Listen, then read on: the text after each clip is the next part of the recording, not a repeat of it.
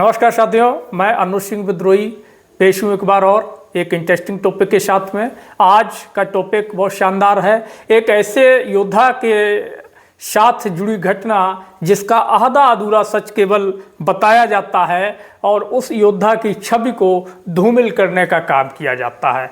आज हम बात करेंगे उस योद्धा के बारे में जिसका 19 फरवरी 1630 को महाराष्ट्र पुणे के पास स्थित सिमनेरी दुर्ग में जन्म हुआ, जिसके माता का नाम जीजाबाई और पिता का नाम शहाजी राजे भोसले है। हम बात करेंगे उस योद्धा के बारे में जिसने रायगढ़, पन्हाला, राजापुर, पुरंदर, पवनगढ़, तोरण सहित करीब मराठवाड़ा के 360 से अधिक किलों को जीता, जिसकी वीरता, अदम्य साहस, प्रजा के प्रति प्रेम और रणकौशल की पूरी दुनिया कायल है। आज हम उस योद्धा छत्रपति शिवाजी महाराज के बारे में, उनके साथ जुड़ी हुई एक ऐसी घटना पर बात करेंगे जिसका सिर्फ आधा सच हमें बताया जाता है और आधा सच हमसे छुपा लिया जाता है। उसके पीछे का कारण क्या है, ये घटना पूरी जानने के बाद, कहानी सुनने के बाद आपको अच्छे से पता चल जाएगा।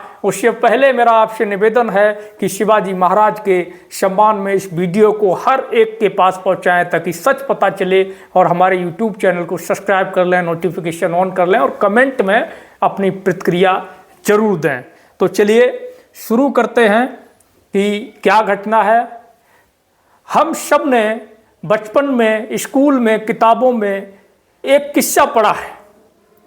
किस्सा है शिवाजी महाराज और अफजल खान से जुड़ा हुआ। जी हाँ, अफजल खान जो बीजापुर की आदिल शाही का सेनापति था, प्रमुख सेनापति था, उसकी हत्या, उसके वध और उसको परास्त करने से जुड़ा हुआ है। उसकी जो उसमें धूर्तता थी, उसको लेकर के ये किस्सा है।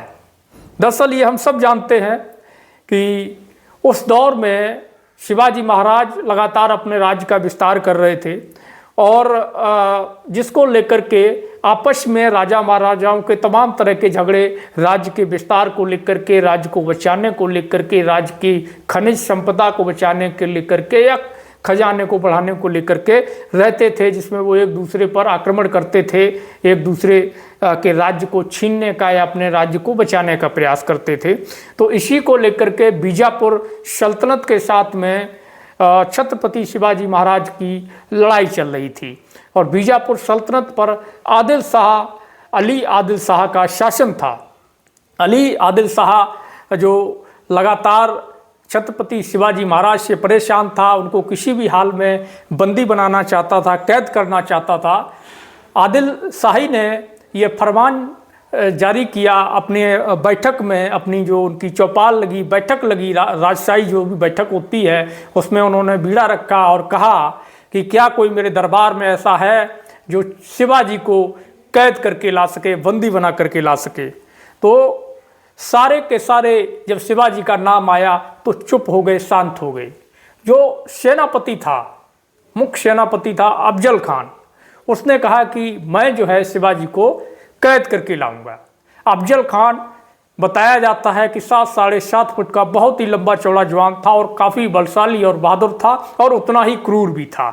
तो उसने ये जिम्मेदारी ली और 10,000 सैनिकों के साथ में सेना को लेकर के छत्रपति शिवाजी महाराज को पकड़ने के लिए चल दिया।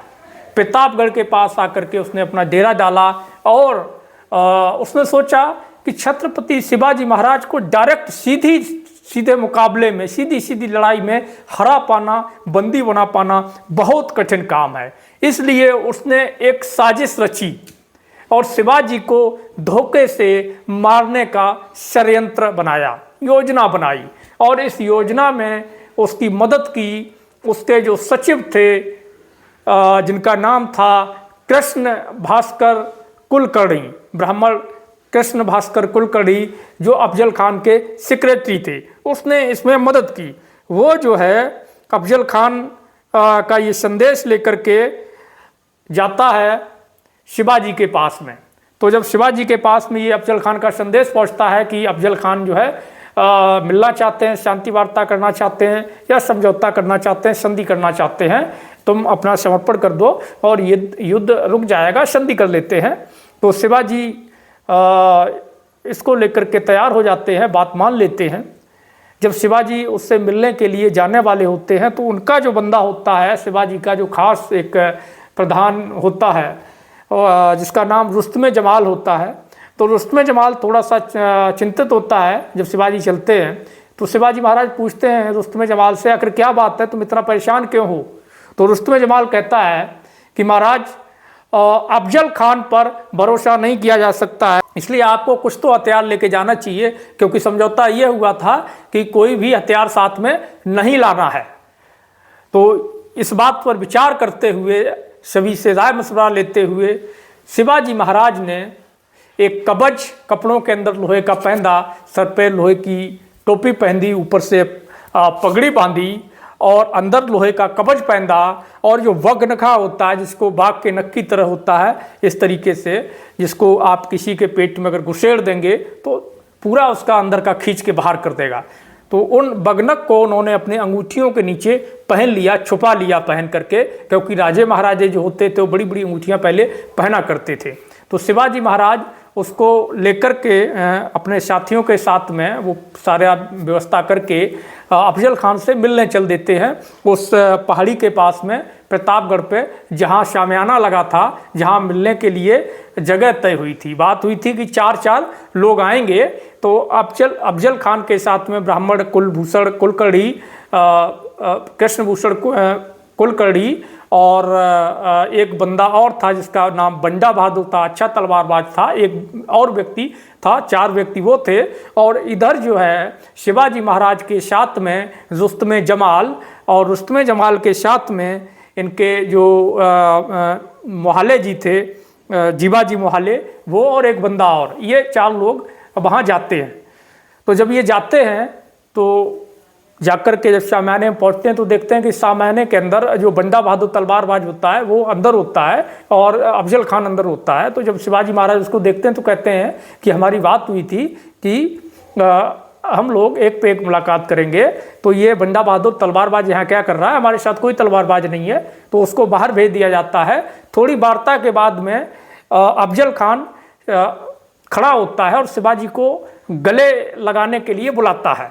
तो शिवाजी महाराज जैसे ही उसके गले लगते हैं तो वो अपनी वही साजिश और प्लानिंग के अकॉर्डिंग शिवाजी महाराज की गर्दन को यूं दबोच लेता है, दबाने की कोशिश करता है और ऊपर से खंजर निकाल करके उनकी पीठ पर वार करता है। चूँकि शिवाजी महाराज पहले से ही पहन के सुरक्षा कवच गए हुए थे, अंदर कवच पहन के गए थे, तो खंजर नहीं घुसता है।